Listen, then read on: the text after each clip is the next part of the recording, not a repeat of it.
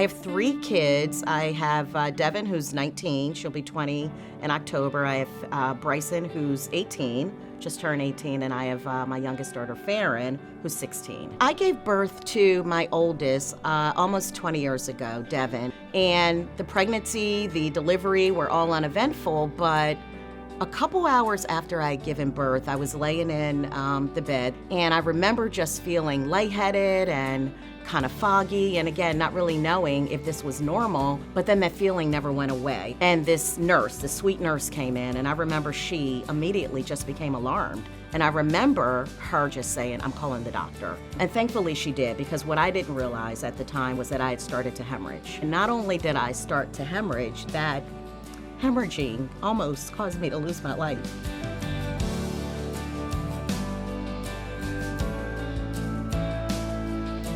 My youngest daughter is typically the one who has asked over the years, "You ever think about, that nurse? I wonder where she is." And I always say to myself, one of these days I'm going to write a letter. So I decided to write a letter to really highlight just how grateful I was as a former patient of Virtua, how grateful I was to this particular nurse for essentially saving my life. And, I called it my gratitude story because it truly was. And for me, it was therapeutic.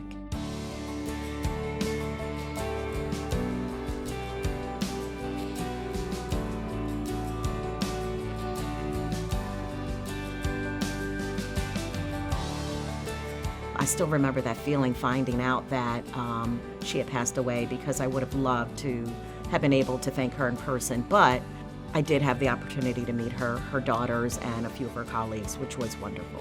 I could feel the emotion in learning a little bit more about the kind of nurse that their mother was. And it was just great to see. It was emotional, but just great to meet the family, meet the granddaughter who had never met her grandmother, to meet her colleague who worked with her every day for a long time at Virtua. It was just a wonderful experience, just knowing how grateful they were that I thought enough about their mother to write a letter about my experience.